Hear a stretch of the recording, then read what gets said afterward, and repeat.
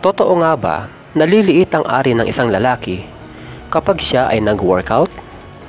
May epekto nga ba ang pagbubuhat ng mabigat upang ang inyong putotoy ay mabawasan ng sukat? Ang sabi pa ng iba, mas malaking katawan, mas maliit daw na penis. O bigla kayatang napatingin kay Manoy? Huwag kayong mabibigla ha. Totoo mga kaprakti, lumiliit ang ari ng isang lalaki kapag ito ay nag-workout. Oh no! Teka, bago ka magpanik, pakinggan mo muna ang sinasabi ng mga eksperto kung bakit lumiliit ang batuta ng kalalakihan kapag siya ay nagbuhat.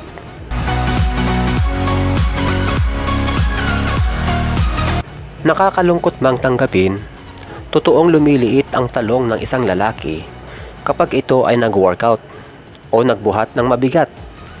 Pero ang good news mga kaprakti, ang pagliit nito ay pansamantala lamang. Ayon kay Dr. Honaker, pansamantalang lumiliit ang ari ng isang lalaki kapag ito ay nagbubuhat dahil ito sa blood flow kung tawagin. Ang bawat organ natin sa katawan ay alam natin na nagtataglay ng dugo. Isa na dyan ang ating penis.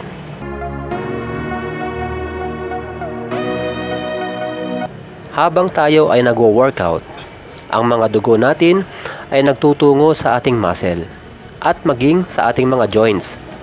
Halimbawa, kapag tayo ay nag-bench press, pagkatapos ng isang set, mapapansin na lumaki o namaga yung chest natin o tinatawag ding muscle pump. Ang dahilan bakit namaga ang muscle group na ito ay dahil sa mga dugo na naipon dito o dugo na mula sa iba't ibang parte ng ating katawan o organ na nagtungo sa iyong chest. Ang prosesong ito ay ang tinatawag na blood flow.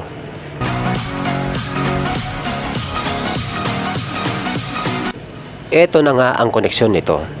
Habang binubuhat natin ang barbell sa ating pag-bench press, napupunta ang iba nating dugo sa ating chest. Ang mga dugo na ito ay mula sa mga organ natin na hindi kumikilos o pansamantalang hindi ginagamit, gaya ng ating penis at itlog. At kapag nabawasan ng dugo ang penis natin, natural, liliit ito. Tama, liliit talaga. Grabe, katiting na lang. Magiging bansot, bonsai, duwende, tingting. Oops, sandali lang. Pansamantala lang yan mga kaprakti. Dahil pagkatapos mo mag-workout sa gym o pag-uwi mo ng bahay, kung saan bumalik na sa normal yung dugo mo, babalik na rin sa dating laki si Junjun.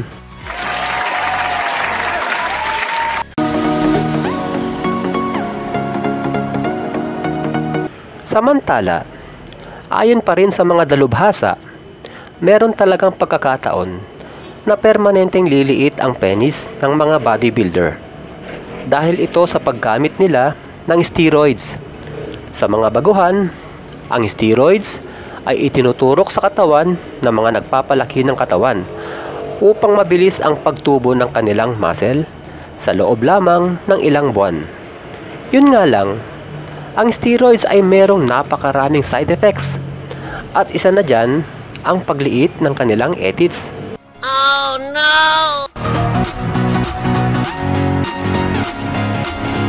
Ayon pa sa mga dalubhasa, ang pag-e-exercise lalo na ng mga kalalakihan ay mayroong malaking pakinabang para sa kanilang batuta.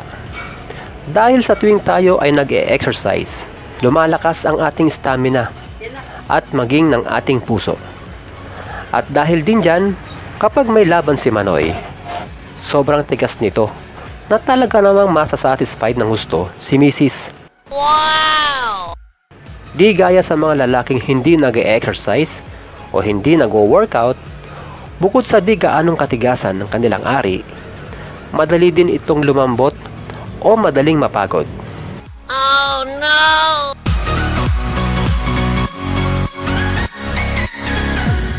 Sa ating recap, totoo na lumiliit talaga ang ari ng mga kalalakihan kapag ito ay nag-workout.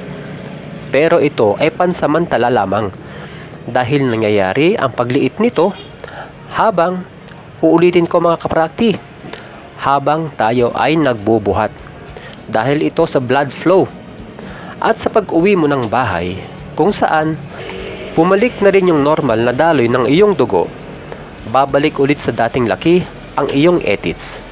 Kaya kung ikaw na malaki ang katawan, asarin ka ng mga nakatambay sa kanto nang malaki nga ang katawan pero maliit naman ang putotoy, ay tatawanan mo na lamang ito.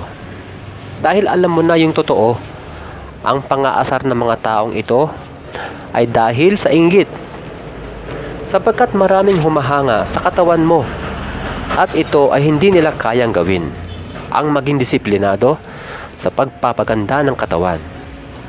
Hanggang sa muli mga kaprakti, God bless!